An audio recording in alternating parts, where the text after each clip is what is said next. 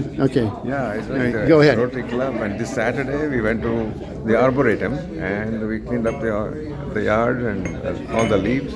So you're on the Arboretum cleanup crew. Cleanup crew, yes. Wow. That's part of Rotary Yeah. service. Yeah, It's great. they enjoy the. Well, that's great, Sudhir. Yeah, I'm very proud of you.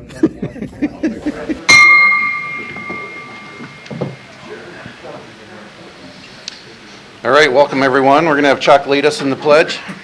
I pledge allegiance to the flag of the United States of America and to the republic for which it stands, one nation, under God, indivisible, with liberty and justice for all.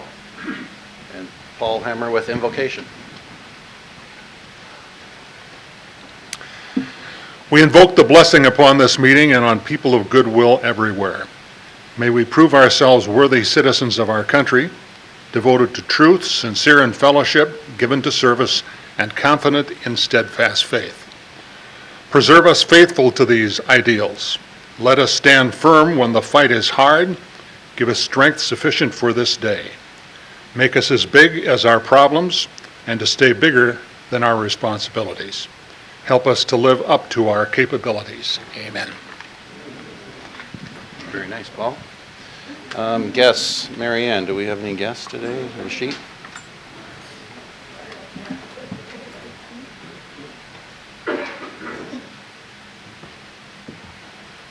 I have no one on my guest list. Does anyone have a guest that did not get signed up? Speak now or forever hold your peace. Okay. That didn't take long. I'm done. Sure didn't. You're good at this.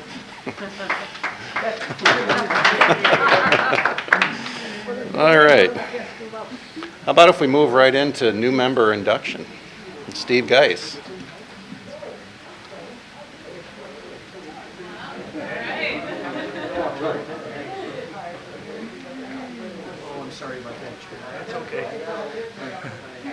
Good afternoon, everyone. So it's been a while since you got to see me, but I'm really excited. Steve, by the way. I'm really excited today because we're inducting a great member today. Today before us we have Whitney Sanger and her sponsor Scott Goins. So we ask Whitney, please come up. Thank you. Was that a note to yourself? Yeah, That was it a note was. to yourself. Yeah, I figured. Whitney, you're about to become the newest member of the Rotary Club of Dubuque. The Rotarian who proposed you for membership paid you a great compliment. They saw in you those characteristics which would make a fine Rotarian. You have been approved by the responsible committees of the club, by the board, and by the members. And now we will formally induct you into our club. Welcome to Rotary, Whitney. We stand before you to lead you into a new great adventure in friendship and in service to your vocation, to your community, and to your fellow men and women. You are joining 100 plus Rotarians and over 1.2 million Rotarians in over 200 countries. All are business and professional people united by the common ideal of service. Whitney, in 1905, Paul Harris, a young lawyer in Chicago, experiencing the loneliness of a newcomer to a big city, wanted to become acquainted with the individuals and other businesses and professions. On the evening of February 23, 1905, he met with 3 friends to discuss his ideas. From this beginning, they invited others to meet with them and began to rotate the meetings among each other's offices. From this rotation came the name of Rotary. Their numbers soon became too great to meet in each other's offices, and a luncheon club was formed. We urge you forward in a new and great adventure to become a Rotarian. First, there are things you must learn. Most important is the object of Rotary International, which is to encourage and foster the ideal of service as a basis of worthy enterprise. Related to the ideal of service is our commitment to our service above self and our belief that he profits most who serves best. And of course, the famous 4-way test of the things we think, say, and do. First, is it the truth? Second, is it fair to all concerned? Third, will it build goodwill and better friendships? And fourth, will it be beneficial to all concerned? Then there are many books you can read. My Road to Rotary by our founder Paul Harris is one of the best. Here in his own words, you can learn the basic philosophy of the fellowship.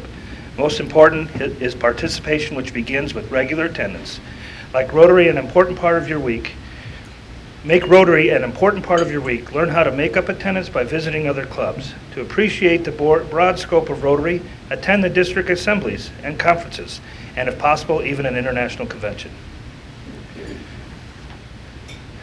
We stand before you, Whitney, representing the members of our club, to walk with you in this new and great adventure. If Scott would give you your membership packet, in here explains how to become a better Rotarian, and Scott will guide you along the way.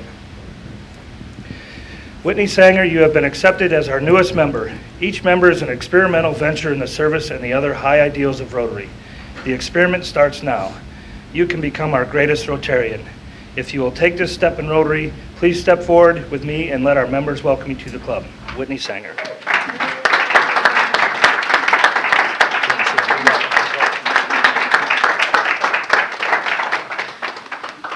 Thank you so much for welcoming me from the very beginning.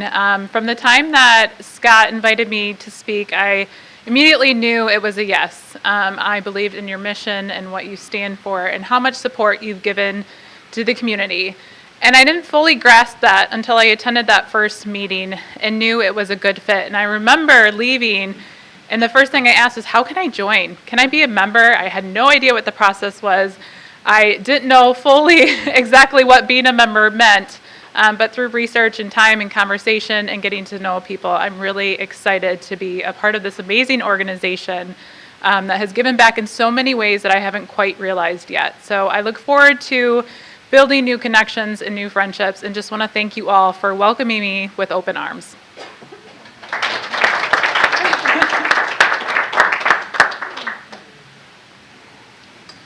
Thanks, Whitney, and welcome. Very well said.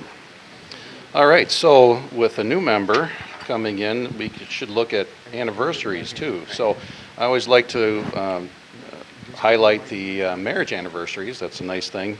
So we'll do that, and then we have 3 other membership anniversaries. So for marriage anniversaries, we have Beth and Bob Woodward, 27 years on October 2nd.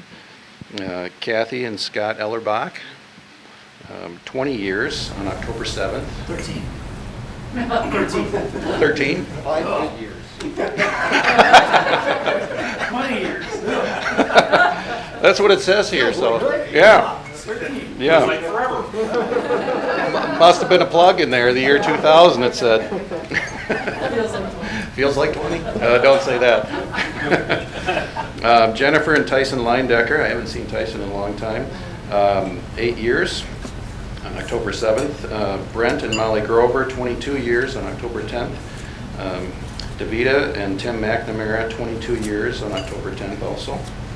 Carol and Ken Snodgrass, 56 years. That deserves some applause. Yes. Let's see. Brendan and Ellen Detmer, 5 years on October 17th. And Joyce and Charlie, October 22nd, 24 years. Oh. Sweet.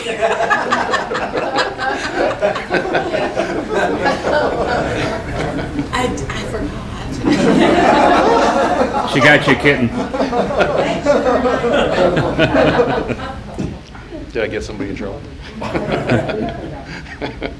All right, so member anniversaries, we have 3. We have Teresa Thielen, 11 years. Vicki Dirksen, 1 year on October 29th.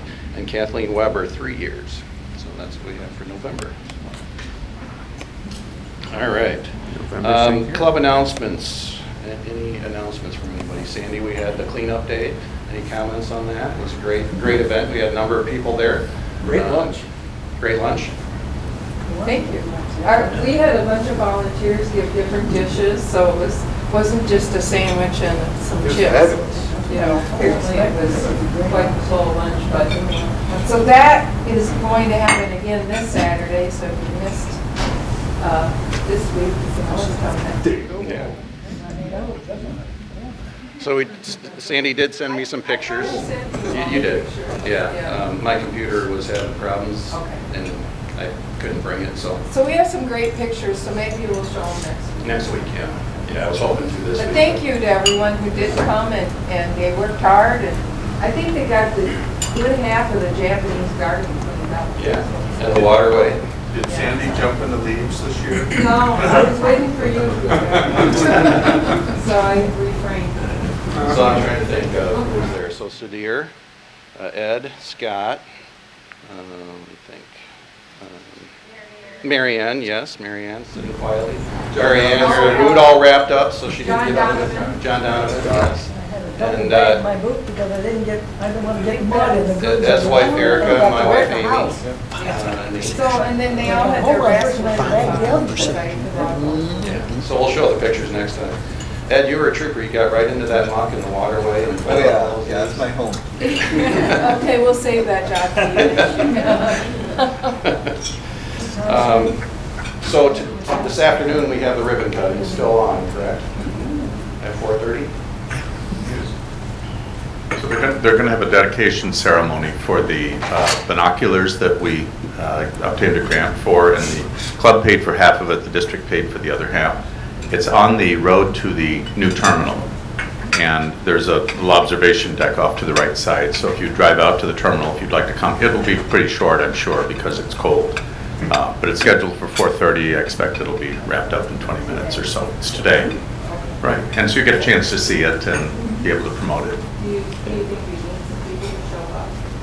It'd be nice. Evans will be there. I mean, HR and I will be there, so. Okay. Are you here, HR? I'm here. Aha, there you are. Invisible as usual. All right, thanks, everyone. Thanks, Joe. All right, how about Happy Dollars? Or other community announcements? Sudhir? I'm happy. Sudhir was there. Yeah, I mentioned this. Oh, okay.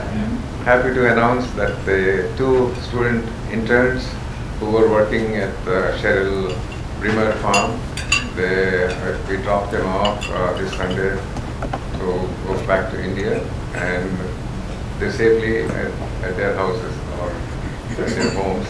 Yeah. Good hours. Great. So do you know, do they have to quarantine or anything with the Indian rules?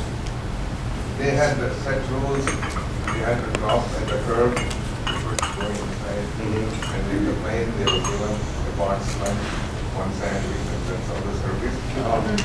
And after going, I think 4 days of quarantine.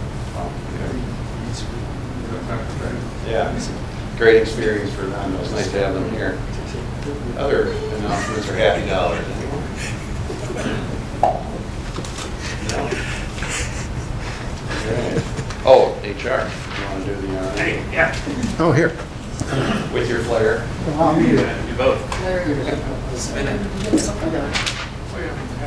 We have the new menu for November, in case you didn't see it when you came. I know, right? A crazy group. Your choice for November is going to be beef and wild mushroom stroganoff, which consists of beef tips and a rich mushroom sauce over egg noodles, sauteed broccoli. You have the Dubuque Original, and what is it?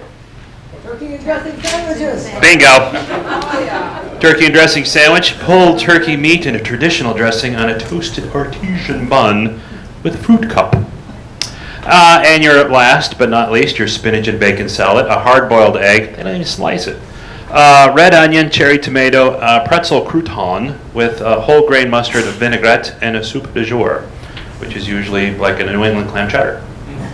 So that's it. That's what you're. And so you're going to get the notice later today about the meeting next week, and we're going to start the November lunch. We have 3 great prizes today. We're going to do 3. I have more, but we're going to hold out because State Farm has been kind enough to give us some stuff for next year too. We have a half silver dollar, and if you look on the market today, it's worth $7.85. I know it's going up. We have from Sudhir the Stonecliff Purple Cow Sweet Concord wine, not to be confused with these Smuckers Concord grape jelly, but it goes well with toast, I'm sure. Could be peanut butter too. Actually, have you ever had the peanut butter wine down there? Yeah, they have it down there. It's pretty good. And you have a choice, and it comes with an official tote bag, which my wife still carries hers around, which was actually mine. Compliments of Steve, or Scott. Steve, I'm looking at him back there. You get a choice of one calendar. One calendar. I'm not going to tell you which year it is. No, I'm just kidding. But we've got pets and puppies. We have national parks. Not the actual size. Norman Rockwell. And American Classics. I think Paul Hemmer's in this calendar. American Classic. That being said, go on out.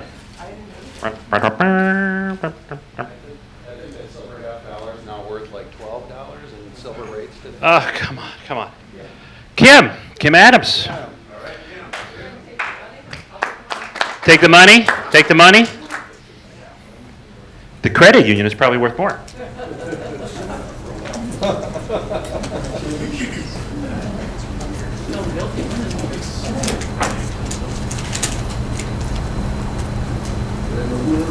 Yeah, that winner is Tony.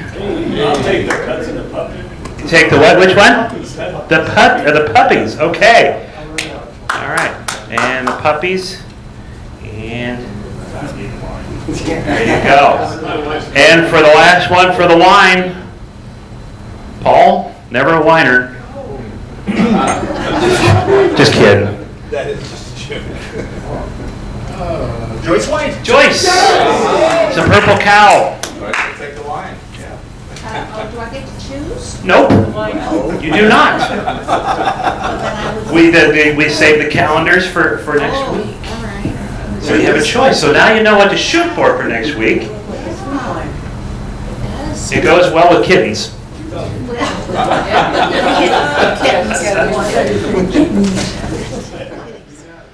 And we are done. All right, thanks, HR. How much did we raise? I'm sorry. What was it?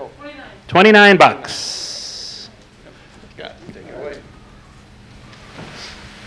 All right, it's my pleasure to introduce Deb Gustafson she's Executive Director of the Child Care and Social Services for the Dubuque Community YWCA. Deb has been with the Dubuque Y for a little over 1 year. She came from the Scott County Y, where she worked in the same areas of focus for 25 years. Deb is a graduate of St. Ambrose University and is passionate about making a difference in the community. Deb has served on the Iowa Association for the Education of Young Children Board, as well as several other local boards and committees focused on making our community the best it can be. Please welcome Deb.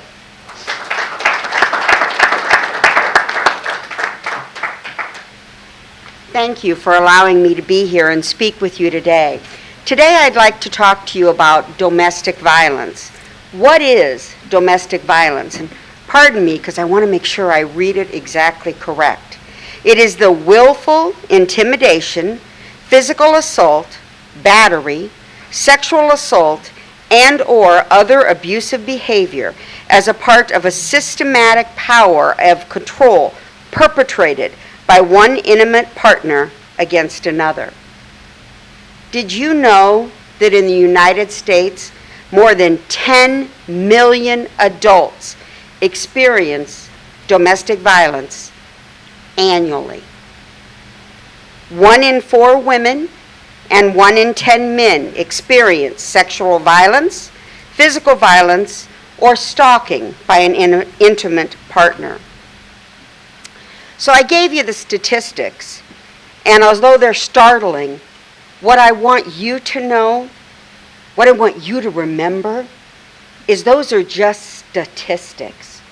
I'm talking about real, live people.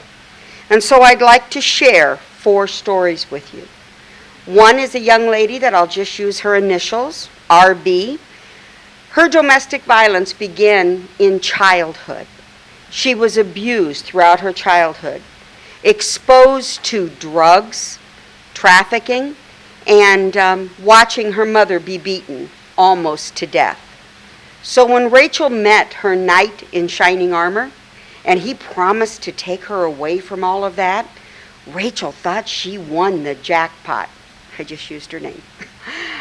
She thought she'd won the jackpot. And slowly But surely, this man who knew her story began to abuse her. Not always physical abuse, emotional abuse, financial abuse, intimidation, threats. He even put the water bill in her name, and instead of paying it, he let the water get shut off. And when the truck drove away, he'd go back out and turn it back on because he knew what to do. And the next time the water company came, they came with a police officer who said, "This water is in your name. If it goes on again, you are going to jail." He continued to restrain her. He continued to keep her away from family and friends until the final time when he was throwing a fit in his anger over something she hadn't done right, maybe folded the clothes just the right way or got the dishes done on time. And as he threw the statue at her head and she held her 3-month-old son in her arms, the statue hit the wall and made a hole. It was then Rachel knew it was time to move on. Maybe you'd like to hear about LG, who again experienced domestic violence in her childhood.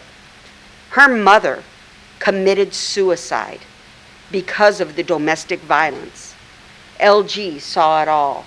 Again, in an effort to escape, she got involved in sex. She got involved in drugs, and she lost 15 years of her life.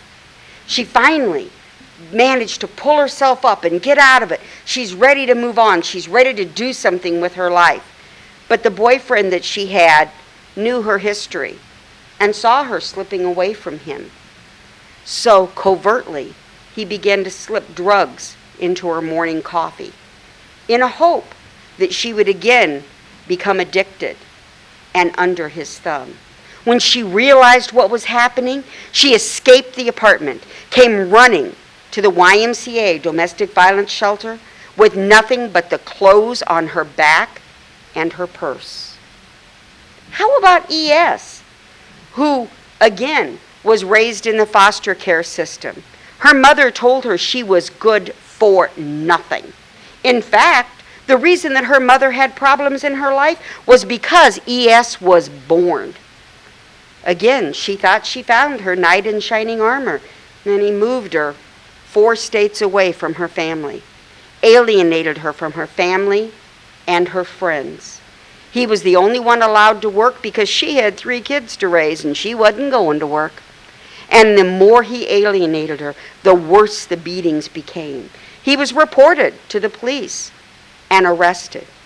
On the final night, when she was getting ready to take a bath, as he had screamed at her all day long, and as she turned the water on in the tub, he came behind her and shoved her into the tub, face first. She thought she was going to drown. She jumped out of the shower, grabbed him, and shoved him away from her, and he fell into the stairwell railing. Because of the screaming, her daughter awoke. Her daughter saw her push the father. The neighbors called the police. When the police got there, ES was out of control, screaming, angry, soaking wet. And he was very calm and said, "I think she's been drinking. She has a lot of issues and a lot of problems." And because she was so out of control, she got arrested and was charged with child endangerment, even though there were cases on file that this man had abused her in the past.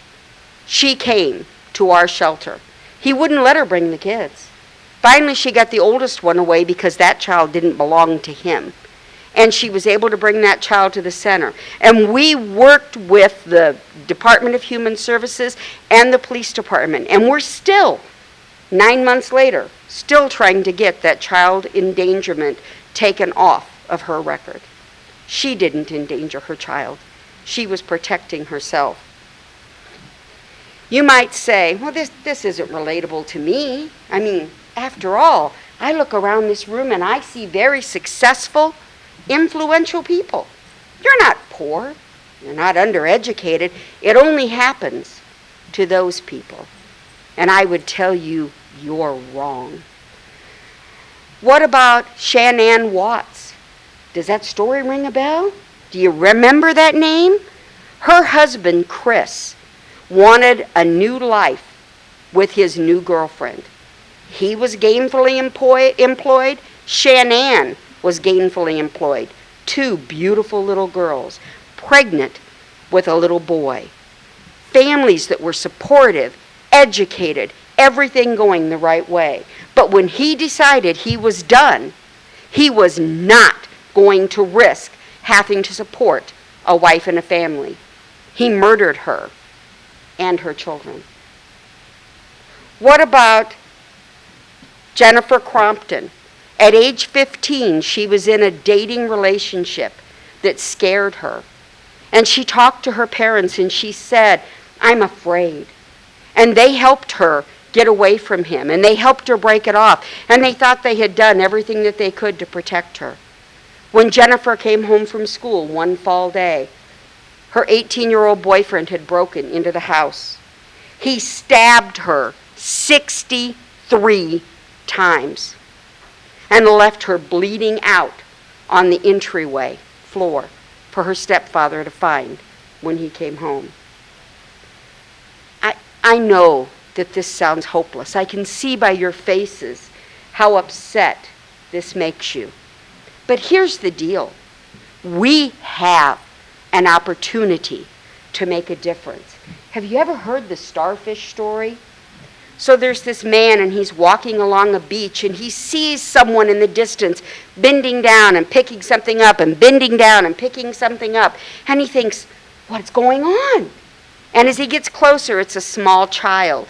And the child is picking up starfish and throwing them back into the ocean. And the old man says to the child, "Young man, what are you doing?" And he said, "I am putting these starfish back in the ocean. And if I don't, they will surely die." And the old man looked at him, and he looked at the beach littered with starfish, and he said, "Young man, you cannot possibly save them all." And the little boy looked at him. He thought a moment. He reached down. He picked up another starfish, and he threw it back into the ocean, looked at the man and said, "I made a difference to that one." And that's what we do at the YWCA Domestic Violence Shelter every day. I have 8 rooms, 20 beds. After COVID hit and all of the extra supports went away, the rental assistance and all of those things, the extra unemployment, my shelter went from 7 people to 22. We were bursting at the seams. Every day we work to make a difference to the children, to the women, and to the families, one at a time. And I can tell you now that it won't be long. Thanksgiving's coming. And with Thanksgiving comes Christmas. And those of us in this room have many happy memories of those holidays and times spent with families. But I can tell you now, I will be bursting at the seams once again because of what happens when families get together and alcohol gets involved and bad things happen. So what can you do? Well, I'm glad you asked. I have here a poster. We are in the middle of what we call Glimmer. The month of November is Domestic Violence Month. All month long, we have been celebrating the women who have been empowered to come out of domestic violence and make a difference in their lives. The women who have been empowered to make a difference in their children's lives. This shelter costs us almost $300,000 a year to operate. The women don't pay a penny to stay there. And I have advocates on duty 24 hours a day, 7 days a week, answering the phone, talking with the police, going to the hospital, and caring for these women and children. So this Glimmer event is the way that we raise money. And I made it super easy.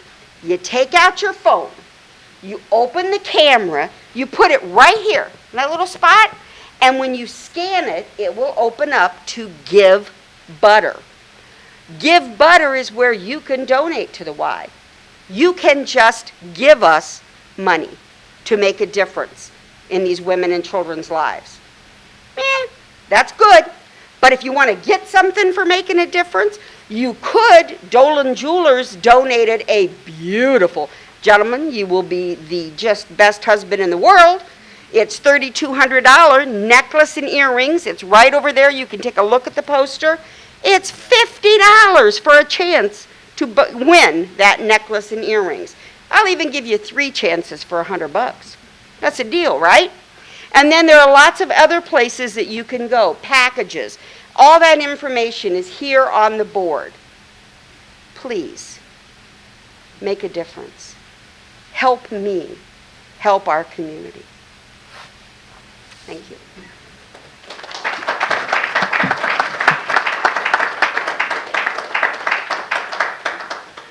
The one question that I often get is, why don't they just leave? Why don't they just walk away? And the reason is the things that have happened to them have beaten them down so badly, and so many things have been taken away from them, they don't see a way out. That's why. Other questions? Thank you for listening to me. Got one over here. Oh, So if somebody comes to your facility, what's the process that they go through to, how long can they stay in, and then how do they get out? perfect question. So how do they get in? How do they get out? So the first thing that happens is our phone rings. If it's the domestic violence hotline rings and it's the police department and they say we have a victim of domestic violence, they're in. We'll find a spot for them, all right? If there's a person calling and saying, I think I'm experiencing domestic violence, we do this thing called a lethality survey. A lethality survey. So tell me, how many times have you been threatened? Have you ever been choked? Has your partner ever used a weapon against you? Do you fear for your life? And they get points based on that lethality survey, which we have to do because I can't take everybody. So I have to take the ones that are at most risk. And then once they get into our facility, they begin to work with our shelter director and our advocates who work with them to help them see what they need. All right? So if you go running out of the house with nothing but the clothes on your back, and you obviously need to get a job, right? But what do you need to get a job? ID, Social Security card, potentially birth certificate. You don't have your medical cards, you don't have any insurance. And so we sit down with them and we have a list of things and we say to them, do you have these things? And every single person is different. So some of them it's job training, some of them it's clothing, some of them it's interview skills. Many of them it's safe housing. And we work with friends of the family to help them get into a housing program where we can find them a safe place to live. Oftentimes, it's getting their children registered in school. And how do they get them back and forth? Because he kept the car, all right? So every person is different. I can't give you a recipe for this is exactly what happens, but I can tell you that every victim who walks in our shelter doors is treated with compassion and love. And we work with them to meet their needs, whatever they might be, so that they can reach their God-given potential. The abuser, perpetrator, or whatever, does your organization, do you ever have any dealings on that end of it? Absolutely not. Our focus is completely on the victim. It's up to the police department to deal with them. Although we will gently, firmly, kindly recommend that they get a restraining order against that person, because a restraining order is protection. Now, let's be real. It's a piece of paper, all right? But our shelter, you notice I didn't tell you where it is. I won't, okay? It's in an undisclosed location. It's on lockdown. Every person that enters our shelter is issued a key fob. That's the only way to get the door open. It's another reason that we have an advocate on duty 24 hours a day, 7 days a week. If they walk out the door and they see their abuser, they can run back in, they can call us on the hotline phone, we can call the police. I have to tell you, the Dubuque police have been phenomenal. They are so responsive, and they're there right away, making a difference and helping us. I would just add, if I could, normally, every year, as you all know, pre-COVID, this happens differently. We usually have a dinner where people actually bid on all the auction items and the diamond draw and all that stuff. Last year we raised about $40,000, netted right around $34,000. But of course with COVID, we have to do this virtually. And so we're right at the $35,000 mark, hoping to hit $40,000. The big question here is, it ends tomorrow. So we've been doing this all month long, so you have until tomorrow to bid on the auction items and or buy a diamond draw ticket. Of course, you can make a donation to the Y anytime, but if you're interested in any of those things, please do that by tomorrow.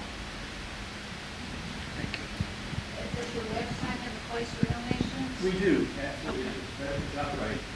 And you designate it to Or a the shelter. specific? Yeah, you can decide that as you donate, you can pay right from the card.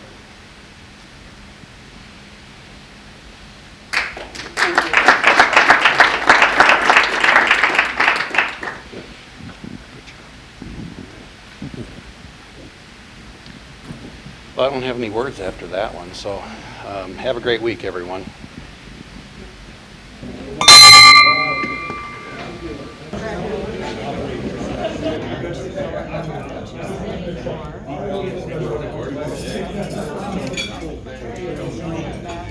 $1,000.